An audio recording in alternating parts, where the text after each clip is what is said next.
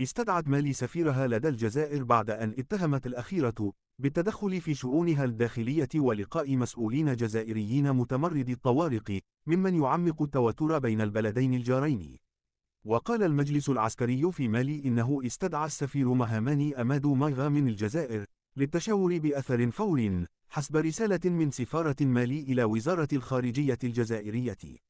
وكانت الجزائر الوسيط الرئيسي في جهود السلام بين مالي ومتمردي الطوارق الذين أدت حملتهم الانفصالية في شمال البلاد إلى نزاع مسلح منذ أكثر من عقد.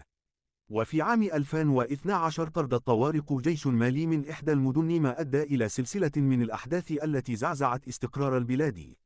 ولعبت الجزائر دورا أساسيا في إبرام اتفاق السلام عام 2015 بين الحكومة والمتمردين في مالي، وهو الاتفاق الذي انهار بعد أن تبادل الطرفان الاتهام بالإخفاق في الالتزام به.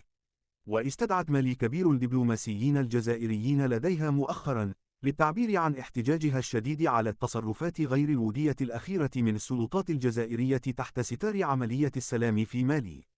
وقال مكتب الإعلام والصحافة المالي إن هذه الأفعال تشكل تدخلا في الشؤون الداخلية لمالي، وحث الجزائر على إعطاء الأولوية للحوار مع سلطات مالي.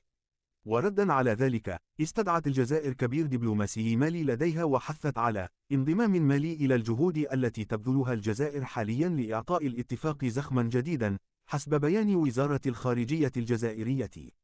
ودافعت الجزائر عن اللقاءات مع قادة المتمردين، موضحة أنها تتناسب تمامًا مع جهود الجزائر لدعم الاتفاق والمساعدة في إحلال السلام بمالي.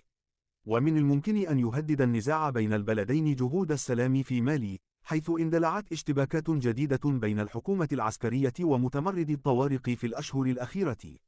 ويحذر المراقبون من أن التطورات قد تفضي إلى مزيد من العنف في منطقة تتعرض لتهديد مقاتلين مرتبطين بتنظيم القاعدة الإرهابي، حيث انسحبت القوات الفرنسية وقوات حفظ السلام الدولية من مالي في الأشهر الأخيرة.